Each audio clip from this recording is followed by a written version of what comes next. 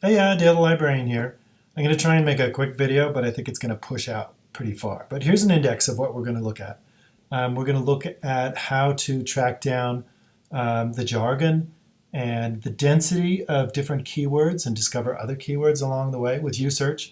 We're going to look extensively in Scopus for looking at the depth and the years that keywords will show up. We're going to look at US Newsstream for a zeitgeist of what the public is talking about on a particular topic.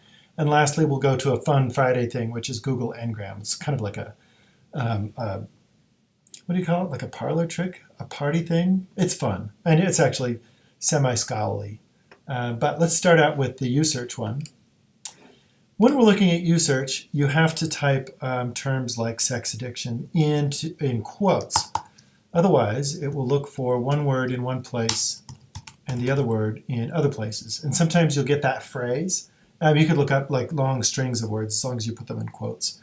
But otherwise, it'll just grab the words from hither and yon, as it were. When you're looking in USearch, the library catalog, this is not comprehensive, but it's a big cross-section of everything we offer. It's got newspapers, it's got pop magazines, trade journals, scholarly journals, books, DVDs, movies, music, what have you. So it's a good cross-section to look at. I'm searching in USearch. When I go in there, this is by default looking in the metadata. So this is the title, author names, some of the subjects, maybe the abstract. And you can see that this is going to give us a relevancy rating or a sorting. So the book or item that it thinks has the most likelihood of being on topic is going to show up to the front. But we're not looking at the relevance at this point. We're looking at all of the metadata of everything together. So scroll down. On the right-hand side, there's something called facets. This is all of the metadata tied together in sets so you can examine it. Resource type, I wouldn't worry about that so much. Location, these are the databases it shows up in. It's okay, but this is not a comprehensive database. The one that I'm looking for, though, is subject. So I'm going to click on Show More. And if you see these numbers, each one of those represents an individual record, representing a book, an article, a DVD, what have you. And this is the topic or the subject that it's showing up on. So we can see sex addiction shows up there, shows up in sociology. But what I'm looking for is other words. So sexual disorders, it's a general category. Oh, there's the hypersexuality. Compulsive behavior. Well, let's just say, I'm surprised that sexual addiction versus sex addiction didn't show up. At any rate, this is where you would gather those keywords for searching in the databases later. USearch is also good if you want to find one. So here's one published in 2016. You can click on the title. And I was having a tough time getting this to work, so it might not work for me. But you can go into the book itself and see how are they describing it. What are the disciplines that it's being talked about in? It might show up in there. And this is obviously a treatment one, so maybe this is just counseling or psychology. Okay, so that is our first database. Second one, we're going to go into Scopus. So I'll go to the Marriott Library homepage. And remember, from here on out, you should be logged into the library. I wish I could point. It's this at the top of the page where it says access granted. You should be logged in there if you're off campus. Otherwise, you might not have access to some of these resources. All the databases are showing up here in research databases. You can go by subject. So if you wanted to go into a particular discipline, or if you wanted to go by type, I'm going to go in by name on this one. Scopus begins with the letter S, as in Stanley, or Scopus, I guess. And I'm going to scroll down. Scopus is this one. If you're unfamiliar with Scopus, these are top-tier journals in all of the disciplines represented generically in higher education internationally today. So it's going to be social sciences, but it's going to be the breakdown of each one of those social sciences as well. So there's going to be business, psychology, what have you. They're all going to show up here, but it's only the top level ones. These will be national and international journals. These will be the ones that people aspire to publish and be published in. And the ones that don't have as great an impact are not going to be on this list. So think of it as like the current greatest hits. I'm going to go in. Whoops. So I have sex addiction, and I'm not sure if it's going to be called that or sexual addiction, and I'm putting it in quotes again, or hypersexuality. You could try any number of keywords, or you could do them individually to see where they shake out. Hyper, looks like I spelled it right, but it doesn't like it for some reason. We are deliberately searching in the article title, abstract, and keywords. Again, that metadata. So it might show up tangentially, it might show up as like the main topic of the article. And the or statement means I want this one, and if there's nothing there, then grab this one, then grab this one. Okay, 2,000 documents. This automatically sorts by date newest, so you can see what's going on in our current year. What I would like you to do, though, for each of the topics or search terms that you're interested in, go into the year. And if you click on this View More, again, this is facets down the side. Down at the bottom of the year facet, you can view all. This is where you would look for trends in the year. There's some backlog going back to the 50s and 60s. Realistically, the data set begins around the time the internet came along, so mid-1990s is where it's reliable. These backlogs might be like the super greatest hits. It doesn't mean they don't exist, it's just they might not have been digitized. But since everything in mid-90s onward is probably digitized, not showing up in print, this is probably the better data set. So you could use these numbers. So 96, not very much. And then the numbers 29, 34, and then all of a sudden, in 2008, there's a huge boom, isn't there? There's all sorts of correlative talk that you could put with this. My pet theory, after looking at this, was that Facebook and smartphones came on in 2006, 2007, and then all of a sudden people are talking about cell phone addiction or social media addiction, and then that sex addiction might have been a tangential one. And I'll show you how to separate those things out. But the numbers get really big there, don't they? Let's go back. I want to do a different search. Is it not putting my search back in? Let's see if it remembered it. There we go. That was handy. What I'd like to do instead of searching through all of the abstract, because they might be suggesting different iterations of a topic, I want it to show up in the article title. This way, a scholar is not going to put this in the title unless it's like the main topic of their article. So now I'm going to click search with that same search string. Now there's like much fewer, but they're more on topic. And I would encourage you, pick a single term and search through these systematically. You'll have better luck that way. But you can go through the years again. And if you start at the mid-1990s, the numbers are kind of low. There's a spike in 2002, and then 2010. Again, it picks up in 2008. But then you can see the numbers are gradually rising.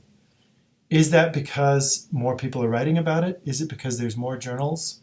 How do we negotiate that is something it might be solved by going into a specific journal, which you can do in any database. Do a specific publication search. Right now we're just doing a broadcast search. If you wanted to, you could go in, let me narrow down to the current 10 years-ish. I'll do the current 8 years. So I'm going to limit to those current 8 years because we want to see if there's a trend currently. But then I'm going to go into subject areas. And I'm going to view all. When you go into subject areas, and again, this is in the last 8 years, I can see who's writing about it the most. So medicine, maybe it's being treated, maybe it's being talked about as a cause. There's whole sorts of different things. But psychology would be a big one. Social sciences would be a big one. You can go into any of these other ones. There's one article, there's some outliers here and there, but I'm going to limit to those particular scholarly disciplines. And then I'm going to go into the search results one more time, and you can go into source title and see who's writing about it the most. You can go into keyword, and these are the keywords supplied by the authors, so you can see more things going on like that. Funding, sponsors, affiliation. Affiliation might be the college of the author, where they're coming from. Or you can go back in, and since we're in those social sciences disciplines, you can see the trending years. And you can see 2017, there was a spike. Why did the number take a precipitous fall in 2018? It's the current year. So not everything has been published yet. So I would say it looks like it's trending up, but there's other ways of looking at it. Let me show you another database, US News Stream. Library homepage. This one in research databases could be accessed by name, US News Stream, or you could go under databases by type and go to newspapers. US News Stream is near the bottom of the newspapers. US News Stream. There's most of the newspapers in the United States since the 1990s. So you can really get a feel of the zeitgeist of what's going on in the public discourse of media. I'm going to do sex addiction. Hypersexuality might be a term that's like at the PhD level and might not show up in the rhetoric of the public, but I've heard sex addiction, sexual addiction. You could do pornography addiction or whatever you think might show up in public policy debates, like has happened in Utah, I think a couple of years ago. So again, looking at all the newspapers in the United States, give or take. And then what I'm looking for is that date range. And here we have a histogram for the dates, which is way better than listing the dates. Scopus should get with it. But you can see this goes back to 84. I want to look, so this block that I'm pointing to right here is our current decade. I'm going to zoom up to that because the other ones I'm not as interested in. And again, this is in the context of my search term. It takes a while to churn through. And then you can start to see trends. I had looked about this one before, and Tiger Woods talked about sex addiction. So that's what happened in 2010. It was like a huge media blow up related to a celebrity. But there's some other ones in there as well. If you wanted to, you could go into an individual year and see what people are talking about in particular. So there's 500 records in 2017, so I'm just going to click on that date. And it's going to resort my searches. So 500 articles nationwide. And then here you can see monthly trends. What happened in November? But you can go into the subject and see what are people talking about. Lutheran churches. What's going on with Lutheran churches? Dun, dun, dun. There's all sorts of different tangents that you can go off with these things. What they're doing with these, though, is the newspapers aren't as robust as adding keywords and subject headings that the scholarly journals are. So take this one with a grain of salt. Libraries, we're always in the mix of things, aren't we? Oils and fats are related to sex addiction. That's, that bears researching, but I have no idea how that got tied in there. Oh, that's a good one. These are all full text. Scopus, you might have to view it and get it through interlibrary loan. Let me know if you run stuck with any of those. Last one that I want to show you, Google Ngram. This is fun. This is the Friday fun. So you've waited this long. I'm going to Google Ngram. You can't see it because I have that part of my screen capture out. Google Ngram Viewer. Around the turn of the century, this century, Google went to Berkeley, University of Michigan, and I think a couple other libraries and said, hey, we want to scan all of the books in your library. Librarians freaked out about this. Probably me too, but I was just like, let's see what happens. There was copyright laws and there was lots of lawsuits, and I don't know where it is now. But you have all of the books in these academic libraries, give or take many titles. And what you can do is search through the entire corpus of those books that have been scanned, and you can see incidences of words. So let me show you, for example, I'll do computer. You can see trends. So computer, 1940, secret technology, and then all of a sudden it takes off. And then like 1970, 1980, boom, it goes way up there. These are books that show up in. But you can type in sex addiction. In this one, you don't put it in quotes. That messes up their search algorithm for some reason.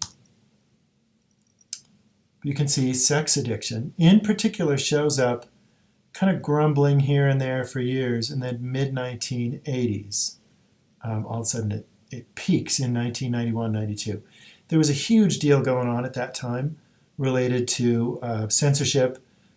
Books were really cheap to manufacture, so there was a lot of bookstores taking off, and people were buying books like crazy. And there was obscenity trials in various states against Barnes and Noble with naughty books and things like that. So I think that's what that shows up for, because then it drops down. But then there's like another peak. But let's look at other ones. You can add other terms and superimpose them over this. So I'm going to do sexual addiction. And then you can see there's a different phraseology altogether. What's the difference? I don't know. Maybe one was adopted by the press. Maybe one was adopted by scholarship. Let's throw another one in there. Hypersexuality. This one's really interesting. Because with this one, you can see the trend goes downwards. Is my finger going the wrong way? Because I think it would, so maybe it trends downward. I'm trying to be the weatherman. Maybe I should have this like on the side. But you can see that this term in green probably trends with the growth of psychology. So post-World War I, when you have a lot of soldiers that are suffering from what essentially is PTSD, shell shock, psychologists, it was a growing field of how can we treat the soldiers. And so psychology maybe had this term early on.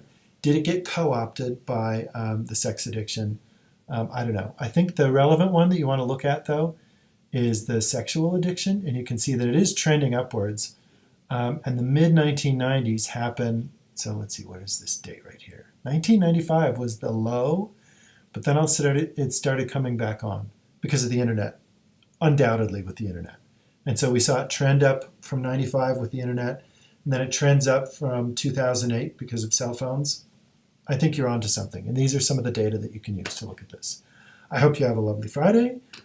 Please give me an email and let me know how it's going. Or if you want to go more in depth in any one of the databases or publication titles, I'm happy to help you out. But this should get you started. Have a good one.